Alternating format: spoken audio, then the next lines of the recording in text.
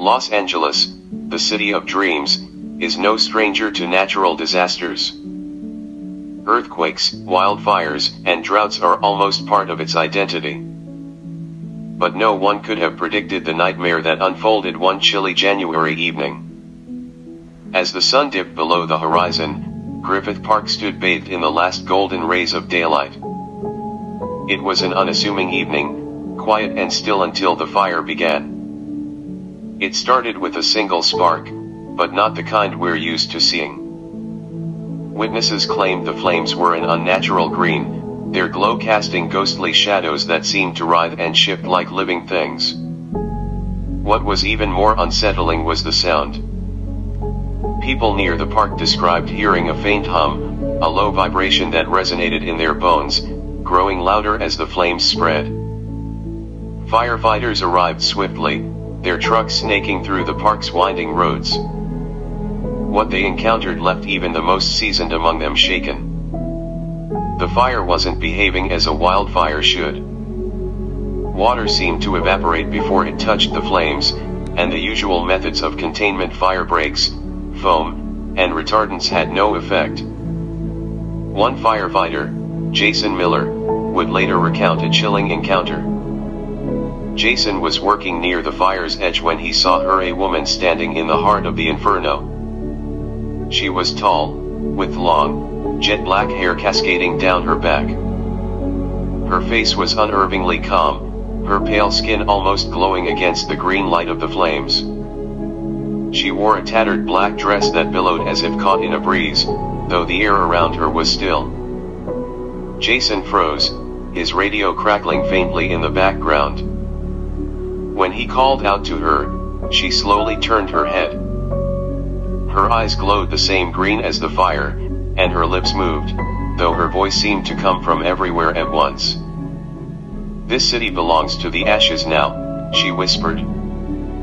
Jason's account was dismissed by his superiors as a hallucination caused by smoke inhalation, but he wasn't alone. Other firefighters reported seeing shadowy figures moving within the flames, their hollow eyes staring out at them.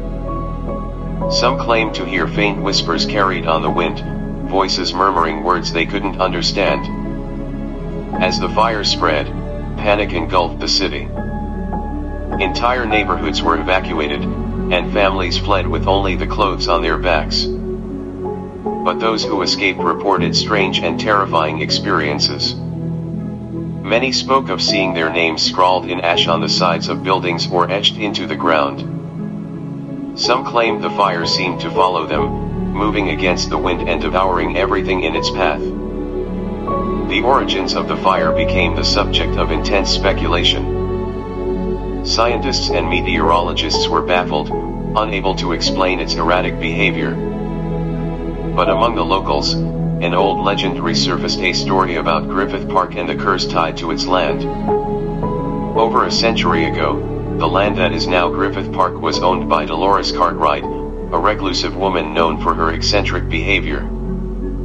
When the city forced her to sell her property to make way for public development, she was reportedly devastated. As she was escorted off her land, witnesses claimed she screamed a chilling curse. "Fire will cleanse those who wronged me, and their city will burn for their greed." Dolores disappeared shortly after, but her curse lingered, passed down through whispers and campfire stories. The fire seemed to give new life to the legend.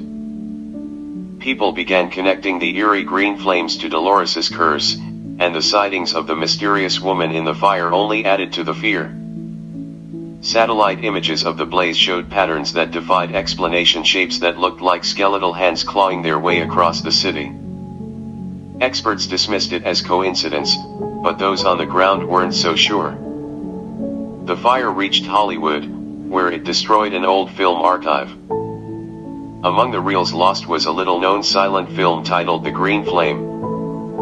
The movie was a cult classic, infamous for its cursed reputation. Its plot eerily mirrored the unfolding events. A vengeful spirit ignites a fire that consumes a city, leaving only ashes and despair in its wake. Few had seen the film, but those who had described its imagery as hauntingly similar to the scenes now playing out in Los Angeles. When the fire finally subsided, it left behind more than devastation. Entire neighborhoods were reduced to ash, and thousands of lives were forever changed. But the true horror began after the flames were extinguished. In Griffith Park, strange phenomena persisted. Green embers continued to glow in the darkness, flickering like ghostly fireflies. Those brave or foolish enough to venture into the park at night reported hearing whispers. The voices were faint but unmistakable, calling out names.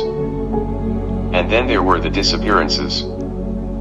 Over the months that followed, several hikers vanished without a trace. Their last known locations were always near the park's charred edges.